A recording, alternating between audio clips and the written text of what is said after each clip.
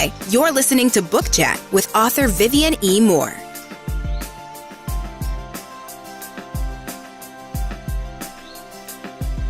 Like us on Facebook. Thanks for joining us. Download episodes of previous shows. Are you ready? Hello, and welcome to Book Chat. I'm your host, author Vivian E. Moore. Today, we are going to be speaking with KB Ballantyne. She is a poet and author, and I'm going to let her tell you who she is, and then we will get straight into today's show. So, KB? Yes. You have the floor. Hi, I'm KB Ballantyne. I write poetry. I have 5 books of poetry out, and I teach high school for a full-time job, and I teach part-time at Chattanooga State. Okay, cool. In your bio, you said that that you you do creative writing, theater Yes. and arts and literature for high school and college, and I just thought that was wonderful. And 2, I want to make sure that we let the audience know that you have an MA in writing and an MFA in creative writing and poetry. Correct. Okay. Also, I want to make your work known that you have your work has appeared in numerous journals and publications, including the Crab Orchard Review, Ale House, Tidal Basin Review. I'm not quite sure how to pronounce the Haigh. Is that Height? Yeah. Ashbury. Okay, Haight-Ashbury Literary Journal and the Cypress. So you said that in 2017 you unveiled your 5th poetry collection, Almost Everything, Almost Nothing, and I pulled one of your excerpts from that particular book that I want to talk about a little bit later. But you also mentioned some of your other publishing. So if you would like to share those other books, please feel free to do so. Sure, great, thank you. I actually just got a contract for my 6th book, which hopefully will be out in late summer or early autumn of this year. Wonderful. Thank you. It's called The Light Tears Loose, and I'm really looking forward to putting it together. Okay. And what's so funny is that each collection I do, the first one I did came out in 2007, and it was a Celtic collection, and that's what I'm currently working on, a new one of those after the 6th one comes out. But Gathering Stones, I was so proud of that and so in awe of being published and the honor of somebody publishing me. Oh, yes. And now I read my poems and I think how much my poetry has changed, and it's so funny because each time a new collection comes out, I think, oh, it's so much better than the last one. And so, I fall in love with each collection that comes out, but then it's almost like, well, okay, I've known you for a really long time now, and it's time to move on. Which seems really sad because I was, looking at some poems for tonight, and I thought, well, just, about a month ago before I got this contract, I was still in awe, still under the glow of this, even though it came out, almost 2 years ago now. But now that I've got a new project in the works, now I'm looking forward to that. And so it's almost like, oh, I feel bad because I don't love you as much as I loved you before. Now I love something new. Right. It's really strange. Well, I understand it because, whenever we took on a project, the way I view it is like, it's one of my children. And I remember how hard it was to let them go. So I can imagine, you have that same attachment to your work. It's a part of you. So it is really hard to move on to something else, especially when you love it. But I think that is a wonderful compliment, and congratulations too on your new release. To have someone recognize your talent and share it, with the rest of the world. So, we can't hold on too tight. Sometimes we have to let it go. We have to release it. I also saw that you are the recipient of the Dorothy Sargent Rosenberg Poetry Prize that you won in 2006 and 2007. Now, that's a major compliment as well. You want to tell us a little bit about that? Oh my goodness. goodness, that came out of the blue. One of the things I've done is try to submit to as many places as I possibly could. And sometimes I didn't really check out where I was sending them to, and I don't think I understood what that fellowship was. And I was so astounded because that was from my first collection. The poem that won it's my mother's favorite, Midsummer's Eve. And I won $5,000 Wow. for that one poem. Wow. More than I would probably make on selling any one collection, but it was just such a big honor that the Rosenberg Fellowship was done for Dorothy Sargent Rosenberg, who was doing for young poets, so under 40. So, unfortunately, I'm no longer eligible Well. to apply to that. Yeah. But I managed to get another one the next year for $1,500. And it was just such a wonderful honor that there are Yes. people out there who really appreciate the arts and poetry and try to help people who are stumbling their way through. I'm sure a lot more people go with more planning and more thought into it. But I think a lot of us don't know what's out there, and so we really get inundated. And that was when I was just starting out, and it was very exciting to see that there are people who support the arts. Oh, yeah. That was a wonderful boost also to your career, as well as your confidence level to win that, 2 years back to back, regardless of how much money you won for it. I just think that it's just an honor to be recognized and then to win on top of that. So I just think that is just awesome. So you shared with us that you have written and idea. Uh-huh. And I went around and I asked all the teachers, what do you do for teaching poetry? And every one of them said, we don't teach poetry. Uh-oh. And I said, why not? And they said, it's so subjective. I mean, how do you decide, Wow. What people are thinking or Right. saying? And Right. how do you grade students on that? Uh-huh. So I could see that point, but I was determined to teach poetry, even though I had not. I was more involved in novel writing and short fiction writing at the time myself. And so I just bought workbooks and checked out places that said how to teach poetry to teenagers, and got a lot of books. And I started doing the assignments that were in the workbooks because I wasn't going to assign anything to my students that I couldn't do. Right. And there were some that I couldn't do. I thought, well, I'm not going to ask a teenager to do this. Right. But the ones I liked, I really started getting into, and I just fell in love with poetry. And when I got my master's, it was in English in general, but it was writing, just all kinds of writing. And I was involved in some fiction writing workshops that were not fun at all. I can imagine. People who were in charge of them allowed the workshop participants to attack each other. And I kind of lost my love for that through that experience. And at the same time, I was just discovering poetry. And I really fell in love with poetry, and that's when I started to write it. So probably about 1996, 1997 is when I was really getting into poetry. Okay, all right. Well, I can imagine that, you're teaching something that is from the heart, and then to have, a debate over it that's not even, a good debate could discourage you a bit. And I love the emotional side of poetry, and, how it touches and uplifts the spirit also, through the expression of words. So when did you learn you could touch people in this way without physically doing so? I became involved with a group of poets that's still actively involved in Chattanooga called Rhyme and Chat. And their performance poetry mainly. There are some wonderful, fabulous poets there. And I started going to different groups like that. And I listened to their poems, and I listened to the stories they were telling in the poetry, and I realized that they were touching me. And that caused me to, in turn, want to write that would touch other people. So hopefully my writing has been doing that.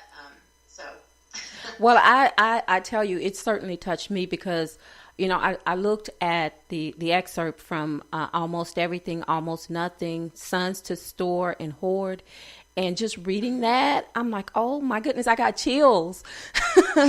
When just reading that, because it's so poignant. And I was like, oh my God, where were you, in the moment when you wrote this? What were you thinking? What were you feeling when you wrote that? Okay, see, now is when we're going to take the magic out of poetry. Okay. Okay. You're about to burst my bubble. Well, go ahead. What happened to you is what I wanted to happen to you. But when I started writing it, I had just read a poem called Yellow by Robert Morgan. And I was trying to write my own color poetry. So everything that's in that poem is some version of yellow. Okay. Yes, I saw that. Yeah, and so I didn't want it to jump out necessarily at anybody, but the challenge for me was to use all the different things, to choose a month, because he had chosen, I think it was May, and he said May was the yellow month. Okay. And when I started thinking about all the months, and I have since written a color poem for each month, but I decided that I thought September was the yellow month. Because I like all the yellow leaves on the trees. Yes. And so that's what I chose, and I tried to pick everything yellow that I could think of that you would see in September. So that was the challenge for me, and then to decide what September kind of means, which is the stowing away of the life, the life of the party kind of summertime. Well, to me, what I got from just reading this little bit from that book of poetry was, to me, it sounded like a romance, just a bit. It sounded like two lovers, that were getting ready to part, and and not wanting to, and describing everything that they had experienced within that time, and how how they can see it, in colors, in a scheme, and that's how they viewed it. But it was just, to me, that's what I got from it. But it was just so beautiful. I was like, oh my gosh, I really love that. I love it. Well, it's funny how, you saying that, you putting it into words like that, tells me that I got across what I wanted to, plus probably what I didn't want to, which is the truth. Okay. So I'm writing from the soul, from the heart and soul, and not necessarily trying to think of any one particular event or anything, but it came through, because that's exactly what that poem was in the end, was, the saying goodbye. Okay. Well, that's exactly what I got from it, but it was just absolutely beautiful. And does all of your inspiring moments, do they occur this way for you?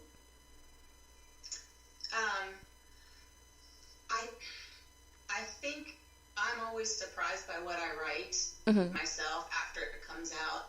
I usually have some sort of challenge that I give myself, because I look at a blank sheet of paper and I go, I have nothing. I have no idea what to write about. So I run an open mic group that month, and one of the things we do is create a list poem. Okay. So at the end of each meeting that we have, is we come up with 10 words or categories, and you can use one or two or three or all of them. And it's amazing how having at least one word on the page and just sitting there and thinking about that word, or a couple of 3 words sitting on the page, makes your brain start moving in directions that it might not otherwise, or instead of just spinning around everywhere trying to latch to something, you've got something on the page already. So I try to challenge myself with words or categories, or I read other people's poems like I did Robert Morgan's, and then try to do something that I like from that. Okay. Well, now let's talk about a few of your workshops. Just clue us in on that. On your workshops. Okay. Well, I teach writing poetry for teenagers. I almost always teach a creative writing class in high school, which covers nonfiction, fiction, and poetry, of course. But when I do workshops, I try to focus on the poetry. And in fact, I'm going to be doing one of those for Georgia, for one of the North Georgia schools Okay. in September. Wonderful. September. Uh-huh. And one of my favorite workshops that I like to do is called Verb It. Oh, Verb It. Okay. I love verbs. Verbs are the part of the sentence that makes your image really sing. Uh-huh. And I try to use words that are not necessarily verbs already, and I try to make them verbs. Okay. And so I have fun with that. Oh, that's a Trying to wonderful. Yeah, I really, really have a good time with looking at verbs and trying to use unusual verbs or use usual verbs in a new way or make words that are not verbs into verbs. But that's a wonderful technique. It really is. It's an exercise as well. For them to think a little bit differently and then to use something that's already there. So I think it's wonderful. How important is it that you feel the reader's imagination through imagery when writing? How important is that to your class when you're teaching them? That they use their imagination to the most powerful strength that they have, to the most important level that they have. How important is that as you relay imagery in writing? I think that's probably one of the most important things. When I'm in a classroom full of students, especially, I think somewhere along the way, they've forgotten how to dream, or they haven't been encouraged to dream, to explore what they've been dreaming of. And so what I like to do in my creative writing class is to just give them time and space and opportunity to write anything they're thinking about. And I don't worry so much about the format, because even if we're in poetry and then they want to, they're writing something that's nonfiction or, it doesn't matter to me really, honestly, as long as they're writing. And we talk about formatting and all that kind of stuff later, but it really is coming up with an image and try to be able to communicate it on paper. Okay.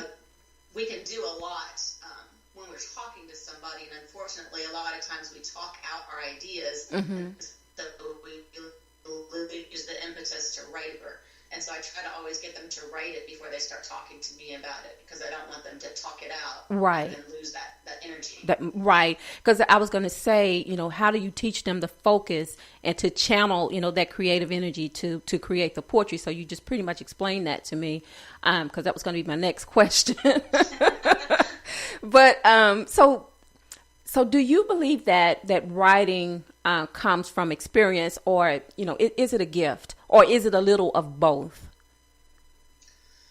I think a lot of it is experience. I think anybody can learn to write if they want to. I think there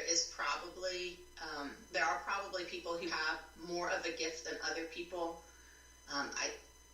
Just because I don't sing well doesn't mean I couldn't if I really studied hard and worked at it. I'm just not willing to do that.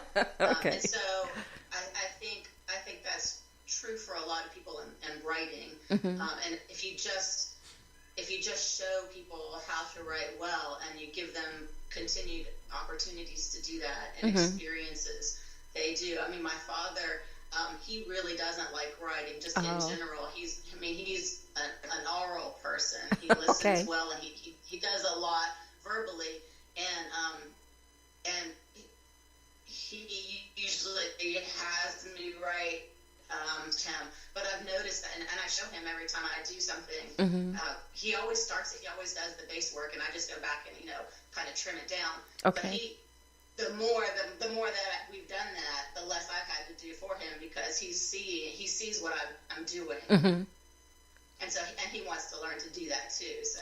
Well, I think that's wonderful, because you never get too old to learn anything new, and or just to learn anything in general. So I think that's wonderful that he appreciates so much who you are as a writer and as a poet, and so now he wants to put it to the test for himself. So I think that's wonderful. So now I have one last question for you.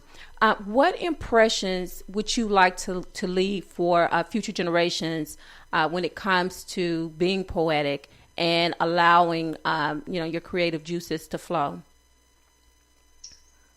I think I want to leave people with the idea not to be afraid to write. Okay.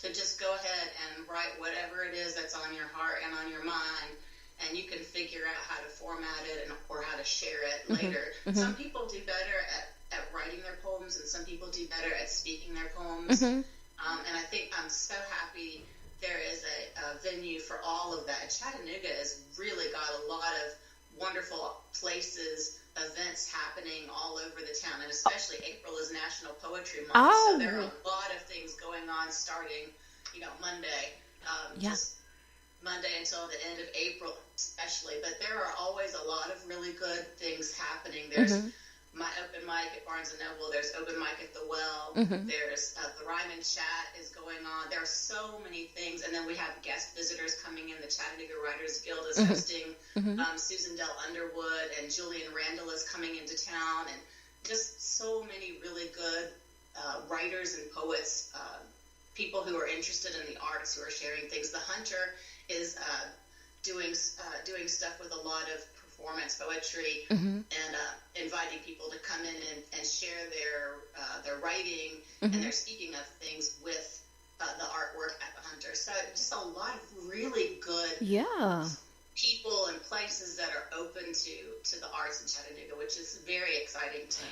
It is. I think it's wonderful, that all these venues are available, and all these platforms for I call them closet poets, who who have written all of these wonderful words down on paper, and and they have no one to share it with. So for them, this is a wonderful opportunity for them to, if they're not shy, to go out and and share their work with fellow poets, and those who just like listening to poetry. So and I'm glad to hear that.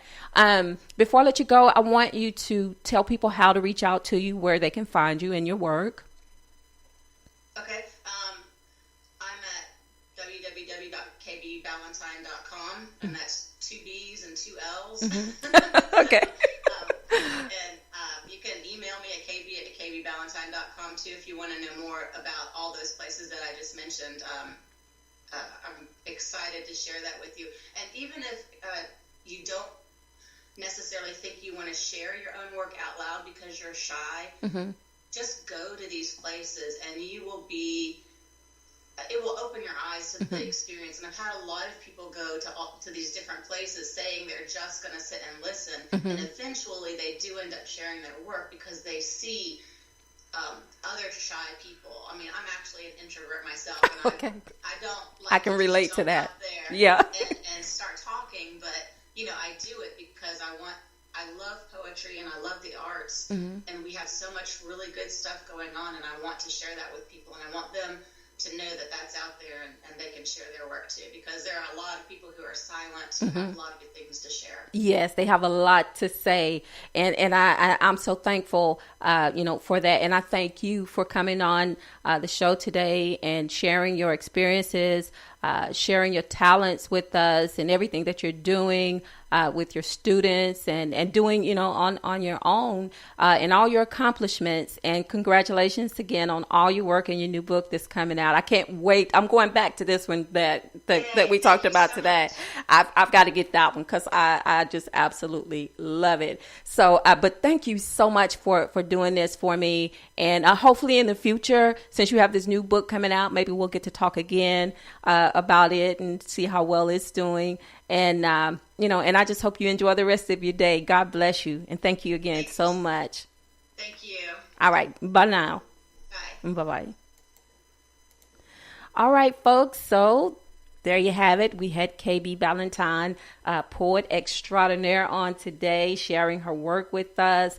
I enjoyed so much talking with her about all of her books, and that one in particular. Oh my gosh. You need to go out there and get it. You should go out there and she gave you the link of how to go out there and check out her work, and most definitely check out that book, because just reading that little bit from it, I mean, it did things to me. It gave me chills. I absolutely loved it. So, and I love words. So those really spoke to me. But before I let you go, I want to tell you how to get in touch with me and how to stay in contact with the show. So I'm going to give you the Spreaker URL, which is https://www.spreaker.com/user/author Vivian E. Moore. I am out there on all social media platforms. So if you go to my Spreaker URL, you will get the link to my Facebook and my Twitter. Instagram may or may not be out there. I'm not quite sure. But anyway, all the links, if you click on one, all the other links will take you to those specific ones as well. And if you missed the live broadcast today, don't worry, because you can hear it again. You can listen to it for the first time. If you missed it today, you can hear it on iHeart podcast and also iTunes. All right. So folks, that's all I have for you today. I thank you so much for joining in, listening to the show. But before I let you go, I want to tell you to take someone to church with you tomorrow. Take a family member, take a friend, take some children, most importantly, and tell someone that you love them, because tomorrow is not promised. Today may be the only chance we get to say that. So I love you. Hope you love me back. Until the next time you hear my voice, God bless you and goodbye. If you enjoyed today's show, please head over to iTunes, give us a rating, and leave a review. Thanks for listening. Like us on Facebook.